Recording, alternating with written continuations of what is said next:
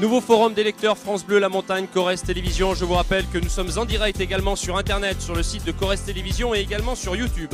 Le thème de ce forum est Origine contrôlée, avec comme invité Dominique Thomas pour Noir d'encre aux éditions La Découverte, Kofi Yamnian pour Afrique, la démocratie impossible aux éditions Dialogue, et enfin Yann Moix pour Naissance, prix Renaudot 2013 aux éditions Grasset. Ce débat est animé par Hubert Artus.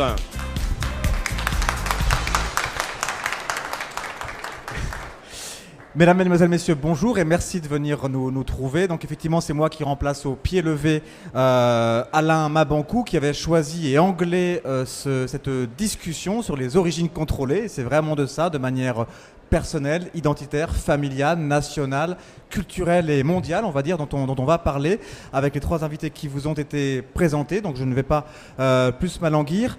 Un Anglais, Dominique Thomas, un Français, un hexagonal, Yann Moix, un Togolais, Monsieur Yamnian. Vous présentez d'ailleurs, vous comptez vous présenter aux élections présidentielles togolaises en 2015, c'est bien ça. Donc peut-être votre ouvrage Afrique, introuvable démocratie est-il aussi 100 pages de débauche de programme, de visée en tout cas, parce que c'est vraiment ce dont il est question. Je voulais commencer avec vous, Yann Moix, puisqu'on va partir de ce qui est universel dans votre livre, hein, mais individuel aussi, avant de l'élargir aux questions continentales et transnationales. Question toute bête, ce livre est un énorme projet individuel, l'inscription d'un homme dans son destin, en passant par la famille, en passant par l'écriture, en passant par les écrivains modèles, c'est vraiment ça. Et la longueur du projet n'est pas rebutante du tout parce qu'elle fait partie du projet lui-même et de la façon dont vous envisagez votre destin. Mais c'est pas d'aujourd'hui que vous avez un destin, c'est pas votre premier ouvrage. Quel a été le déclic pour que là, en 2000 et quelques, quand vous avez commencé le projet, vous l'écriviez? Le déclic, c'est que moi, je n'aime pas la notion de famille. André Gide a dit « famille, je vous hais ». Et c'est vrai que la famille me pose un énorme problème. La famille, paradoxalement, empêche de naître. Les parents sont ceux qui nous empêchent de naître. Je m'explique. Les géniteurs peuvent se comporter comme des parents et parfois pas. Et je trouve qu'il y a dans la notion de parentalité une transcendance qui est souvent absente au sein des familles. C'est-à-dire que la transmission, par exemple, ne se fait pas. Prenez l'exemple de Franz Kafka, par exemple, dont l'œuvre s'est développée parce que son père ne lui avait pas transmis la pensée juive, le judaïsme, la lecture de la Torah. Donc, ce livre pose une question. D'abord, est-ce que nos géniteurs méritent le nom très noble de parents? Est-ce que la famille est vraiment quelque chose de supportable? Ma réponse est non. Et surtout, est-ce qu'il y a un autre moyen de naître que biologique? Et la réponse là est oui. On peut naître à travers toutes les admirations successives qu'on rencontre dans la vie en faisant connaissance avec des vivants ou des morts qui nous mettent véritablement au monde. Alors là où le pari est réussi, c'est que justement ces interrogations auxquelles vous répondez oui, il ne s'agit pas de répondre oui, il s'agit de répondre plusieurs oui, pour montrer en quoi tout ça fait un individu. Et accessoirement, un individu qui peut écrire et donc se rendre universel, ne serait-ce que le temps de 1200 pages. Donc il y a les écrivains qui vous sont figures tutélaires et que vous citez. Il y a les journalistes à qui vous vous en prenez parfois aussi. Il y a vos parents à qui vous vous en prenez ou pas, ça dépend. Et il y a plusieurs figures qui ont traversé votre vie. Est-ce qu'il y a des personnes ou des modèles que vous auriez eu envie de mettre dans ce livre et où vous n'êtes pas arrivé à tisser les liens littéraires entre vous et elle? Non, en fait, il faut savoir qu'un livre n'est pas simplement là pour raconter une histoire. Un livre, c'est là pour délivrer une parole. Une parole, c'est quelque chose de profondément vivant. Un livre n'est pas le réceptacle d'un scénario, par exemple. La parole, c'est quelque chose qui met au monde autant que la biologie. Charles Péguy disait « Avant le commencement sera le verbe ». Tant que quelque chose n'est pas formulé, tant que quelque chose n'est pas dit, ce quelque chose n'existe pas. Quand un mot meurt, par exemple, un mot qu'on appelle un mot rare, il faut savoir qu'il n'y a pas que le mot qui s'en va. Il y a la réalité qui était là pour le décrire. Heidegger disait « le mot donne l'être ». En fait, tant que le mot existe, la réalité qui le sous-tend est là, et tant que le verbe où le mot est précis, alors la complexité de la réalité que ce verbe ou ce mot engendre est précise. Et donc, dans la littérature, ce que j'aime, c'est pas les histoires, c'est pas les aventures d'eux, c'est pas ce qui est scénarisé, c'est la voix d'un auteur, que quelqu'un me parle, et pas quelqu'un qui n'a rien à dire. Guitry disait, il y a des gens qui parlent jusqu'à temps qu'ils aient quelque chose à dire. Eh bien moi j'aime bien qu'on me parle en ayant quelque chose à dire.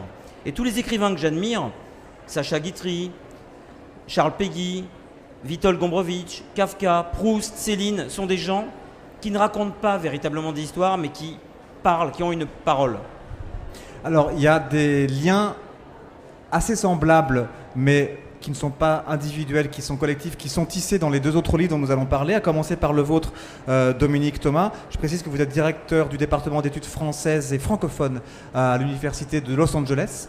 C'est comme ça, j'imagine, que vous avez croisé Alain Mabanckou et que vous êtes, et c'est heureux, invité ici à Brive en 2013. Ce dont il est question dans votre ouvrage, c'est toute une déclinaison de phénomènes qui sont nés suite aux indépendances africaines. Alors, indépendance africaine, disparition des anciennes colonies, apparition de nouveaux États-nations, puis dissolution de ces États-nations dans la mondialisation. L'optique de votre livre, c'est de décliner tout ça à travers ce que cela a généré et en termes de langue. Il y a un chapitre entier sur la world literature, sur la littérature monde en France, etc., qui est aussi un projet auquel avait participé Alain Mabanckou. Il y a des choses sur l'économie, il y a une partie sur l'afro-parisianisme, et vous, c'est vu de certains concepts comme ça, et l'écho à votre livre dans l'ouvrage de Kofi Yamyan, c'est justement les mêmes questions, mais appliquées plus aux peuples qui en ont été les objets ou les victimes, mais après les mêmes phénomènes et après les mêmes transformations et dissolutions. C'est pour ça que les deux ouvrages se répondent.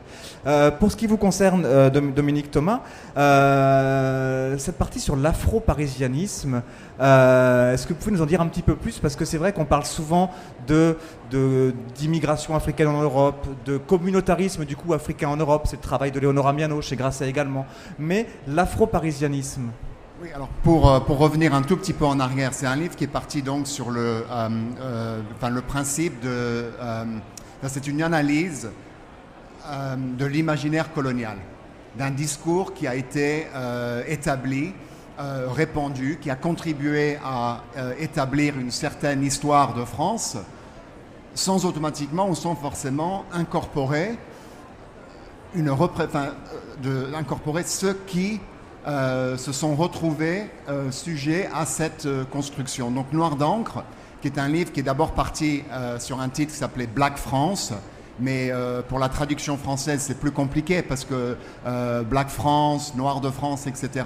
Donc l'ouvrage collectif historique... Ce qui est marrant, c'est qu'il y a une partie du livre qui justement traite de l'angle avec lequel on appelle les Noirs des Blacks ou l'angle avec lequel on appelle les Noirs des Noirs. Voilà, dans cet ouvrage collectif auquel j'ai participé avec l'historien Pascal Blanchard en 2011, aussi publié chez La Découverte, le titre c'est La France noire.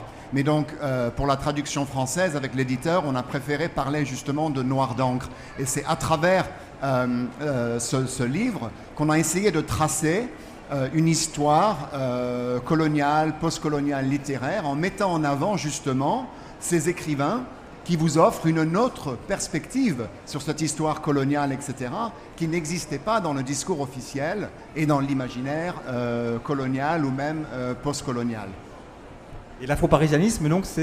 Alors ce mot, c'est donc, il y a une tension, bien sûr. Il y a même une provocation. C'est comme le titre à l'origine, Black France, parler de l'afro-parisien, c'est parler de l'entre-deux. C'est parler d'une ambiguïté. C'est parler d'une tension qui existe au sein de la République, qui, on le voit aujourd'hui, a énormément de mal à parler de ces questions, de cette histoire coloniale, de questions de race, etc. Et de mettre en avant cette provocation et de parler non seulement de cet entre-deux, mais de parler de toute une population de jeunes à l'époque postcoloniale qui n'ont plus de là-bas, puisqu'on parle de ce contexte migratoire, qui n'ont qu'un chez eux, qui est ici, en France métropolitaine ou dans les dom-toms, et pour qui il n'y a pas, comme il y avait pour Césaire dans les années 30, un retour au pays natal. Le pays natal, c'est la France.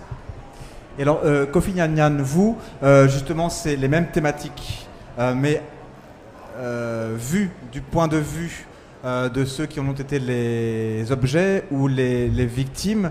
Comment vous entendez ce qui vient d'être dit, justement ? Je trouve que c'est très intéressant que ce soit, j'allais dire, un blanc qui parle de ces thèmes-là, parce que c'est intéressant, important. Les colons, quand ils sont arrivés en Afrique, nous ont vendu une ombre. Moi, j'entends, tout petit, j'entends les Français qui nous parlent du pays des droits de l'homme. Liberté, égalité, fraternité. Nous avons coupé la tête à notre roi pour que le peuple soit libre. Nous sommes tous égaux. Et puis quand je les voyais dans les rues à Lomé, je voyais bien qu'il y en avait qui étaient plus égaux que d'autres. Quand je voyais comment on traitait les colonisés à partir de ce discours très moralisateur, on se dit non mais on n'est pas sur la même planète, il y a quelque chose qui se passe. Et c'est ce que je reprends aujourd'hui, puisque aussi bien ces pays-là, dits coloniaux, sont devenus aujourd'hui des pays souverains, des États-nations, mais on voit bien la difficulté qu'ils ont à vivre, ou même, j'allais dire même à survivre. On voit le destin dramatique de la jeunesse africaine, qui n'a plus aujourd'hui le choix qu'entre émigrer, ou bien se transformer en bandits des grands chemins, écumeurs des mers, preneurs d'otages, coupeurs de routes. Vous voyez, c'est un drame sur lequel le colon aura beau dire « ce n'est pas moi, il y a 50 ans qu'ils sont souverains, ils se prennent en charge », il n'empêche qu'il reste quelque chose de profond. Cette division, ces frontières qui ont été tracées à Berlin, à la règle, et qui posent aujourd'hui au Mali les problèmes qu'on connaît, mais aussi au Nigeria, mais aussi en Centrafrique, mais aussi au Togo, où, bien sûr, sur la planète entière, les problèmes de la planète, le vrai problème de la planète, c'est ces frontières. Les frontières entre les hommes, les frontières entre les religions, les frontières entre les pays, c'est ça aujourd'hui le vrai problème de la planète. Donc il faut qu'on trouve un système qui permette aux hommes de vivre sans être encerclés dans des frontières. Et par exemple, imaginons que là, 2 minutes, que vous seriez déjà vraiment dans la phase active de votre future campagne. Comment est-ce que vous articuleriez ces arguments-là dans une campagne pour arriver à la présidence? La campagne que je mène au Togo n'est pas seulement une campagne pour la présidentielle du Togo. C'est un projet panafricain. C'est les peuples qu'il faut réunir. C'est de dire ce qui va se passer au Togo doit se passer aussi au Bénin à côté, au Ghana à côté, en Côte d'Ivoire, etc. C'est de dire que nous avons le même destin. Nous souhaitons que l'Afrique soit unie. Il est absolument invraisemblable que ce continent, le plus riche de la planète, soit habité par les hommes les plus pauvres de la planète. Cherchez l'erreur.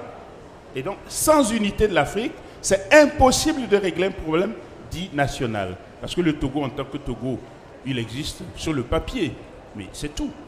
Donc, mon projet, ce n'est pas de dire « je veux sauver seulement le Togo », je veux que l'ensemble de l'Afrique se reconnaisse dans un combat libérateur pour que l'ensemble du continent marche d'un seul pas. Le panafricanisme que vous pointez là serait donc la solution, et même la suite de votre dernier chapitre qui s'appelle la fausse solution chinoise, justement pour refinancer une Afrique qui du coup retrouverait des frontières. Dominique Thomas, là, notre thématique s'appelle origine contrôlée. L'origine de l'Afrique, nos origines, on les connaît.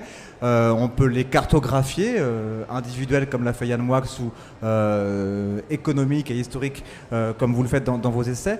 Mais selon vous, le futur de l'Afrique, comment est-ce qu'il peut être contrôlé? Par quoi il pourrait être? Puisqu'on parle de ces origines contrôlées, il faut aussi se pencher sur cette question de frontières.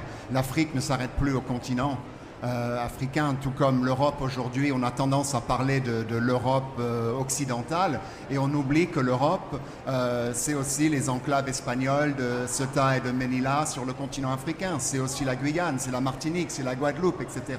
Tout comme que pour le continent africain, la circulation de population à l'intérieur du continent et à l'extérieur, les migrants qui vont vers la Chine, les entreprises chinoises qui viennent en Afrique, Et l'Afrique est extrêmement diverse entre ce qui se passe aujourd'hui en Afrique du Nord avec ce printemps arabe, ce printemps révolutionnaire qui n'a pas eu lieu au sud du Sahara. On peut s'interroger sur ça. Pourquoi est-ce qu'il y a eu ces révoltes en Égypte, en Libye, en Tunisie, etc.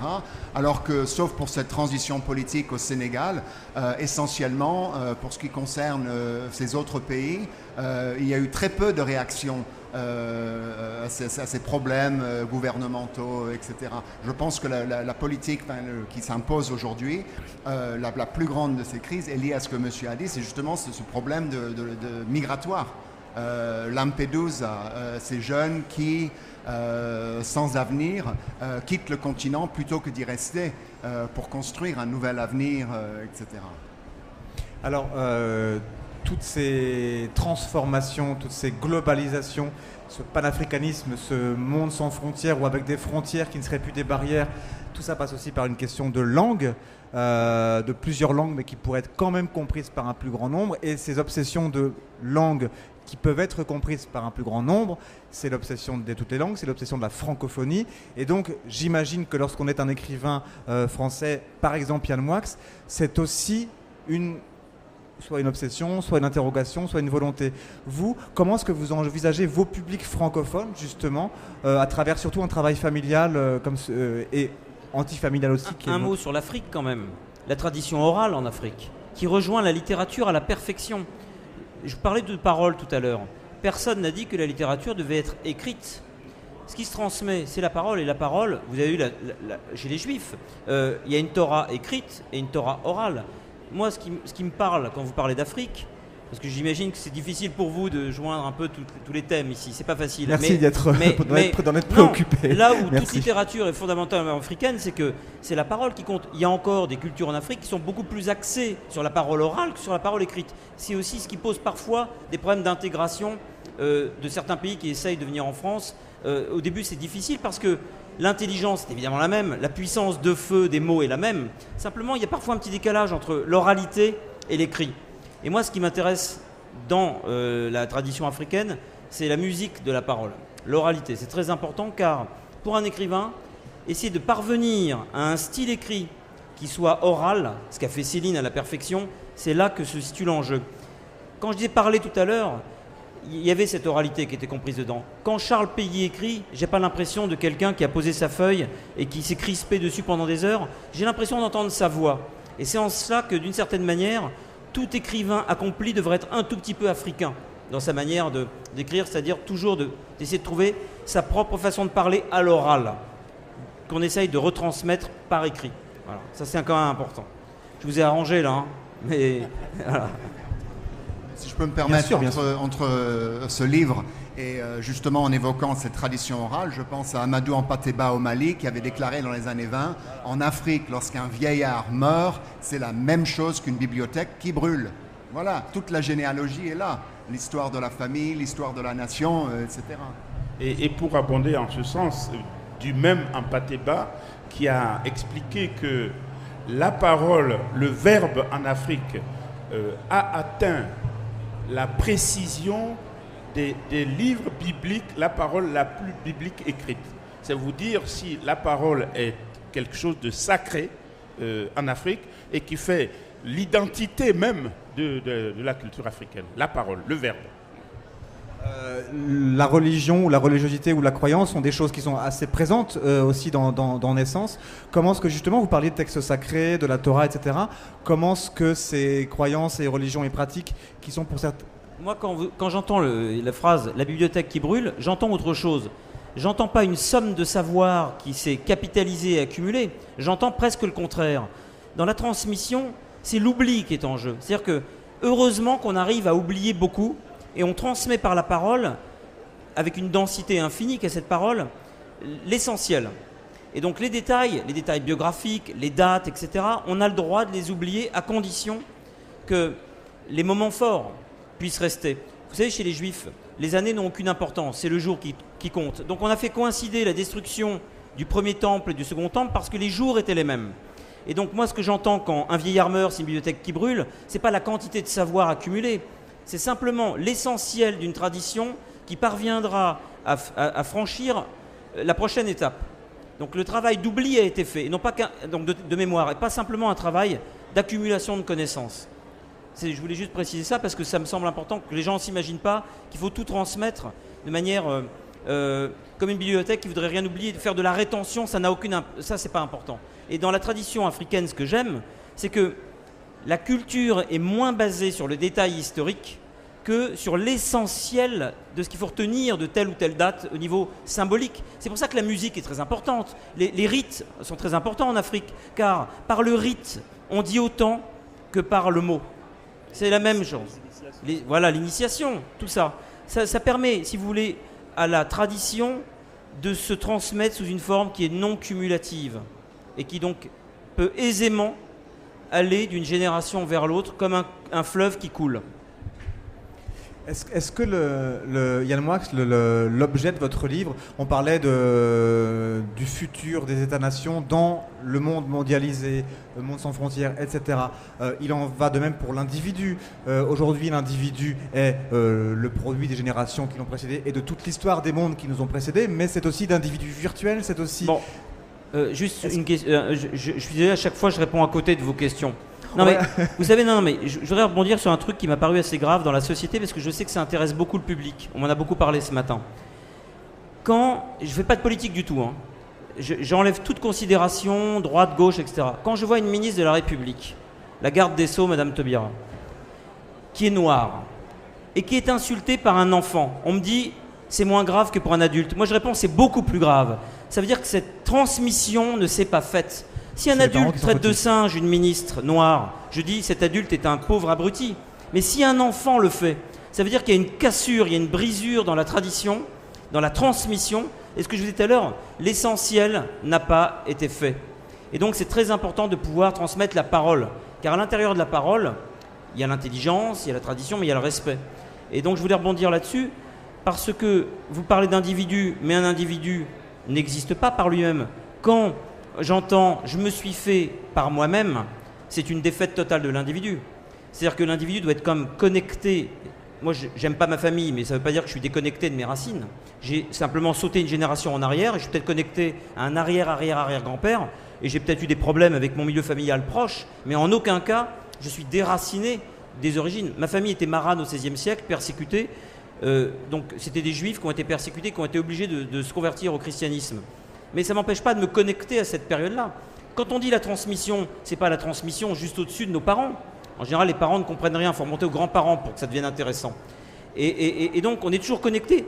Notre famille, nos racines sont toujours contemporaines. Il faut imaginer que pour les Juifs, par exemple, en remontant au Sinaï, on arrive à faire en sorte que tout le monde soit contemporain de tout le monde. Dans le Talmud, ce qui est intéressant, c'est que des rabbins peuvent dialoguer entre eux, parfois à 300 ans d'intervalle. Il faut juger nos ascendants, comme des contemporains. Tout le monde est toujours déjà là, en temps réel, en direct. Je voulais rebondir justement sur ces propos. Il y a un remarquable roman traduit de l'Afrikaans, publié chez Lattès par l'écrivain sud-africain qui s'appelle Mark Baer. Ce roman s'appelle L'odeur des pommes. Et dans ce roman, justement, cette transmission d'une génération à l'autre qui permet l'établissement de l'apartheid et la manière dont elle se poursuit pendant presque une cinquantaine d'années, c'est justement à travers l'amour, c'est à travers la famille, ces jeunes qui apprennent des parents la manière de voir de l'autre, la manière de construire l'autre, etc. Et ce roman est une remarquable déconstruction de cet imaginaire qui a permis justement à l'apartheid. Moi, quand j'entends des États-Unis, où je suis basé justement, les propos d'une jeune fille de 12 ans, moi, ces propos sont peut-être moins choquants que ce qu'on pourrait dire le background de ces propos. Quand Nicolas Sarkozy voyage au Sénégal, à Dakar, en 2007, ouais, et prononce ce discours à l'université Cheikh Anta Diop, où il a le culot de dire que le problème avec l'Afrique et les Africains, c'est qu'ils ne sont pas rentrés dans l'histoire. Quand le ministre de l'Immigration vous lance un débat sur l'identité nationale, quand Claude Guéant vous parle de hiérarchie entre les races, etc., eh bien, le tracé est là. et d'arriver à ses propos sur les guenons, etc. C'est la même chose, mais c'est caché sous un autre discours, etc. Comment est-ce que vous, justement, Dominique Thomas, dont une partie du livre porte sur cette world littérature et donc cette littérature monde en français, comment est-ce que vous recevez ce que disait Yann Moix il y a quelques instants, quand il parlait de la littérature dont personne n'a jamais dit qu'elle était écrite, mais dont il faut dire aussi qu'elle est orale? Ce qui est quand même, pas justement au niveau oral, mais ce qui est intéressant, c'est par exemple ce département que vous aviez évoqué, où je travaille avec Alain Mabankou à Los Angeles. C'est un département d'études françaises et francophones. Ce qui est intéressant, c'est le parcours de ces livres à l'étranger et la manière dont les départements d'études françaises aux États-Unis ont réussi à s'ouvrir sur une interprétation plus globale de la production littéraire française et francophone aujourd'hui. Donc les écrivains qui s'expriment, qu'ils soient du Maghreb, de l'océan Indien, des Dom-Tom, de la France métropolitaine, etc., sont regroupés sous ces différentes rubriques, ce qui permet à un étudiant américain de lire dans le même cours le nouveau roman de M. Moix, Patrick Chamoiseau, Glissant, Alain Mabankou, etc. Donc il y a une ouverture, une littérature monde, on pourrait dire peut-être, qui n'existe pas forcément dans les facs françaises, etc. Retrouver quelqu'un comme Alain Mabankou aux États-Unis qui est là avec beaucoup d'autres écrivains, Glissant qui avait fait son parcours là-bas, Assia Djebar, Maryse Condé, etc. Il y a une ouverture au sein de ces facultés sur la culture française et donc un regard sur la France et sur la culture française que l'on ne retrouve pas dans les facs françaises, où un écrivain comme Mabankou, Glissant, etc. sont étudiés dans les départements de littérature comparée et pas forcément dans les programmes de littérature française. Je voudrais juste attirer l'attention de nos auditeurs sur ce qu'ils viennent de dire. Ce n'est pas tant que l'éducation n'a pas été transmise par la famille. Je parle de cette petite fille qui disait pour qui la banane, pour la guenon, en regardant Christiane Taubira.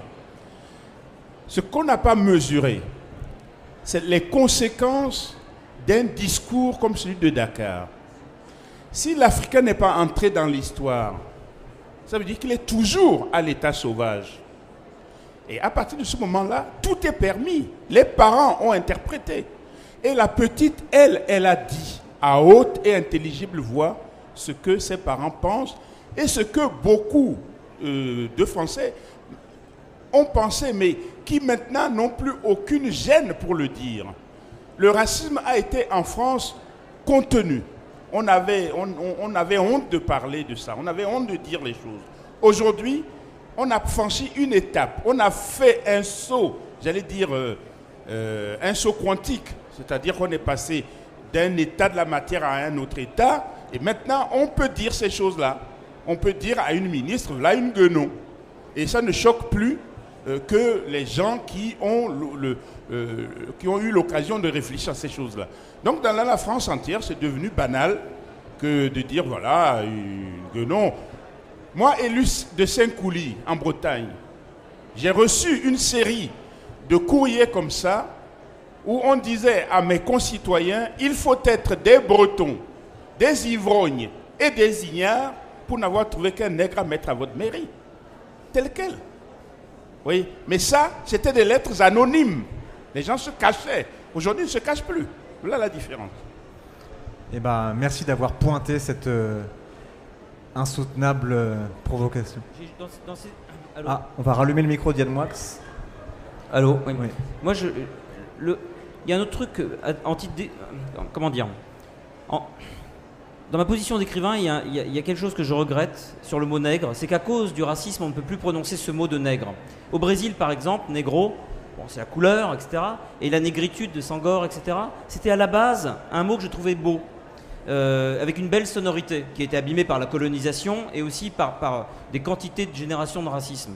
Je voulais juste dire ça, que ce mot de nègre est un beau mot à la base, qui politiquement a été abîmé, mais dans sa sonorité, dans ce qui m'évoque, à la fois de poétique, d'artistique, de sculpture, de musical, et j'aime ce mot. Et c'est désolant de ne plus pouvoir le réutiliser comme il devrait. Merci d'avoir pointé ceci. Je resignale donc les ouvrages dont nous avons parlé, puisque nous arrivons à la fin de cette session de 30 minutes. Afrique, introuvable démocratie aux éditions Dialogue, donc écrit et signé par vous, Kofi Yamnian. Noir d'encre aux éditions La Découverte, signé par vous, Dominique Thomas. Et donc Naissance de Yann Moix aux éditions Grasset. Est-ce qu'on peut vous retrouver dans la foulée sur vos stands respectifs ? Voilà, donc sur les stands respectifs.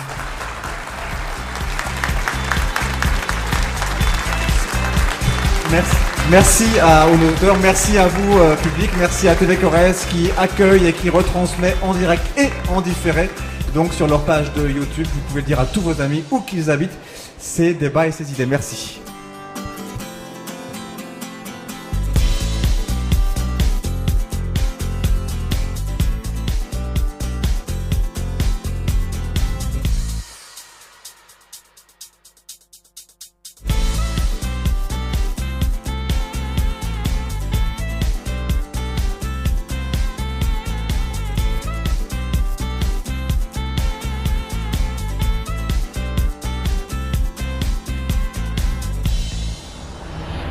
Foire du livre de Brive. Pendant 3 jours, suivez les émissions du Forum des lecteurs en direct sur YouTube avec